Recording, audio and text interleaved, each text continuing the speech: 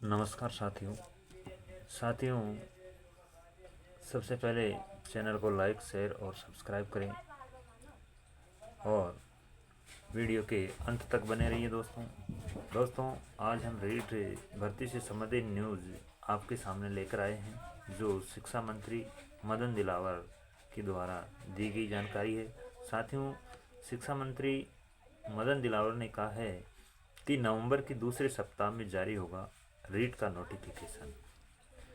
जनवरी में होगा एग्ज़ाम।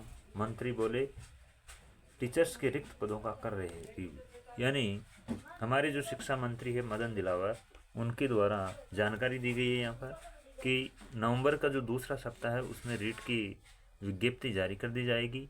जनवरी में एग्ज़ाम लिया जाएगा और टीचर्स के जो रिक्त पद चल रहे हैं उनका रिव्यू किया जा रहा है।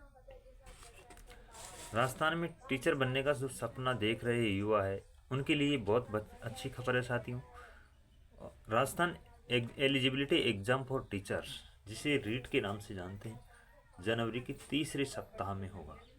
यानी जो जनवरी महीने का तीसरा सप्ताह 2025 में, उसमें एग्ज़ाम ली जाएगी बोर्ड के द्वारा। नवंबर के दूसरे सप्ताह में इसके लिए नोटिफिकेशन जारी होगा, यानी विज्ञप्ति जारी होगी। जो अभ्यर्थी रीट क्वालिफाई करेंगे उन्हें ही शिक्षक भर्ती परीक्षा में बैठने का मौका मिलेगा।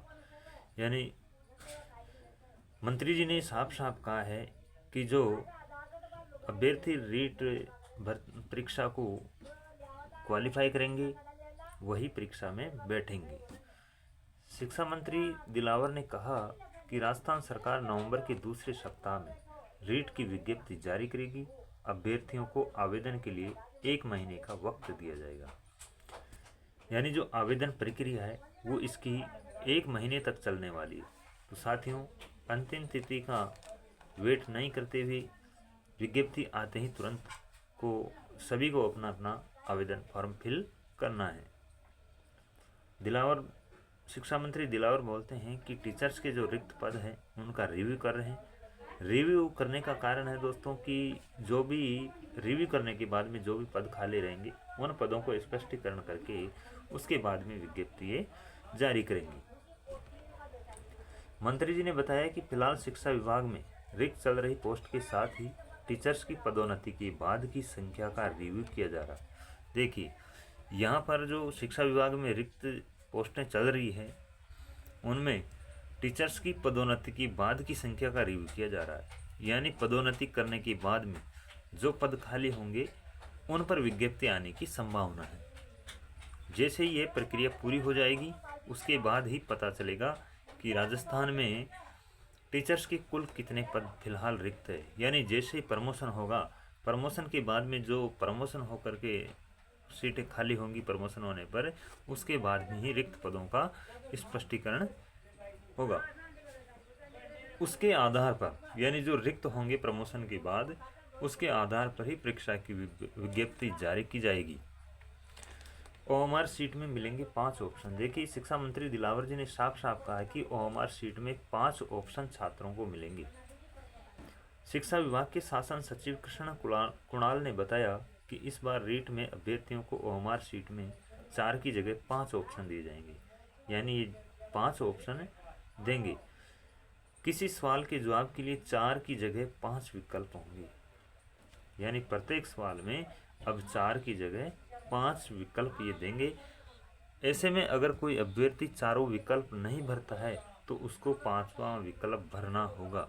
यानी ये कंपलसरी है, अनिवार्य है। प्रत्येक विद्यार्थी को, अभ्यर्थी को 5वां विकल्प भरना ही होगा। अगर ऐसा नहीं करेंगे तो नेगेटिव मार्किंग होगी। जो अभ्यर्थी 5वां विकल्प नहीं भरेगा उसके नेगेटिव मार्किंग होगी और नंबर उसके काटे जाएंगे। इसके साथ ही अगर किसी अभ्यर्थी ने 10% से अधिक सवालों के जवाब में 5 विकल्प में से एक भी नहीं चुना तो उसे अयोग्य घोषित कर दिया जाएगा। देखिए, अगर 10% सवालों में से किसी एक का भी नहीं चुनता है 5वां ऑप्शन, या कोई भी ऑप्शन नहीं देता है, तो उसको अयोग्य, एग्जाम में अयोग्य घोषित कर दिया जाएगा। तो साथ में ऐसी गलती आपको नहीं करनी है। 5 में से एक विकल्प आपको भर करके आना है। उन्होंने देखिए साथ ही कहा है कि ओएमआर शीट पर अभ्यर्थी के रोल नंबर के साथ उसकी फोटो लगाने का भी विचार कर रहे हैं। इस पर अंतिम फैसला किया जाएगा।